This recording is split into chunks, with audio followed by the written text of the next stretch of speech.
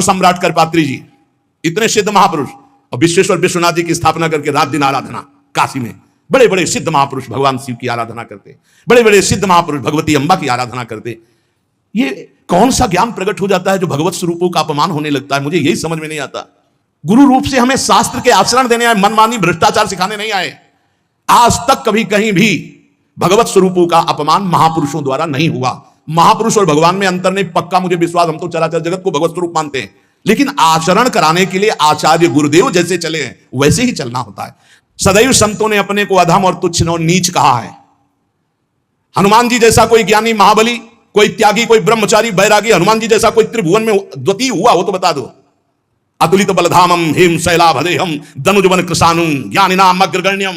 अरे जय गिरि चरण दे हनुमंता चले सुगा पाताल तुरंता, हजार हजार को पकड़ के कछु मारिस कछु मर्दिस कछु मिले से धरि धूरी। अब विभीषण जी से कैसे परिचय बता रहे हैं? प्रात ले जो नाम हमारा तेहि दिन ताहि ना मिले आहारा, असमय अधम सखा सुनु मोहू पर रघुबीर। क्या दैन्यता का स्वरूप हनुमान जी महाराज। भगवान से जब हनुमान जी मिल रहे तब उनसे प्रभु आप पूछ रहे हो कि तू नाथ, एक मैं मंद मोह बस, ज्ञानी नाम अग्रगण्यम, एक मैं मंद मोह बस, कुटिल हृदय अज्ञान, पुनि प्रभु मोहि विसारेऊ दीन बंधु भगवान। जय प्रणतारित भंजन, चरणों में लुट गए हनुमान जी महाराज।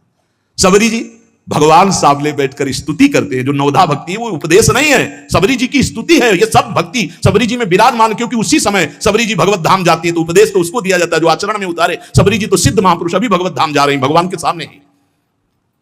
वो क्या कहती? अधम ते अधम अधम अति नारी, तिन मह में मति मंद अघार। हरिवंश महाप्रभु, क्वाहम तुच्छा परम अधम प्राण्यो गर्ह कर्मा, यत्तन्नाम स्फुरति महिमा हरेश वृंदावनस्य। इन सब बड़े बड़े आचार्य महापुरुषों ने भगवान की दास्ता स्वीकार करके जीवन अर्पित करके आचरण करके दिखाए।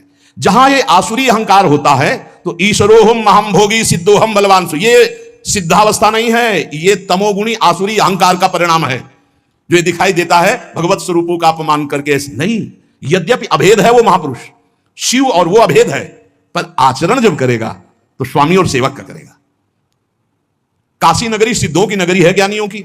देखा, बड़े बड़े सिद्ध परमहंस जाते हैं शंकर जी के दर्शन करने, विश्वनाथ जी के, तो जिनकी कमंडल भी नहीं, दिगंबर है ना, तो वो भी ऐसे हाथ उठा के नमः पार्वती पते, और बस ऐसे सर झुकाए खड़े रहते हैं। जल भी नहीं है, पत्र भी नहीं है, ऐसे वो हम सब खड़े खड़े घंटों खड़े रहते थे। वहां के शिव पार्षदों से ऐसा करुणा में प्रेम हो गया था कि वो हमें नहीं हटाते थे, तो एक कोने में घंटों खड़े रहते थे और दर्शन करते रहते थे भगवान विश्वनाथ जी। तो जैसे ऐसे अवधूत आते, न कोई जल का कमंडल है, न कोई पत्र है, न पुष्प, नजदीक गए और नमः पार्वती पते हर हर महादेव, बस सर झुका, ये है। और स्वयं शिव स्वरूप है, इतना अंतर नहीं ब्रह्मबोध में। भक्तों में भी कभी कभी आम प्रकट होता है, वो वाणी से आपको दिखाई देगा, लेकिन वो आसुरी अहंकार नहीं होता। ध्यान रखना, ये उनका भागवतिक बल होता है, ये आसुरी अहंकार नहीं होता।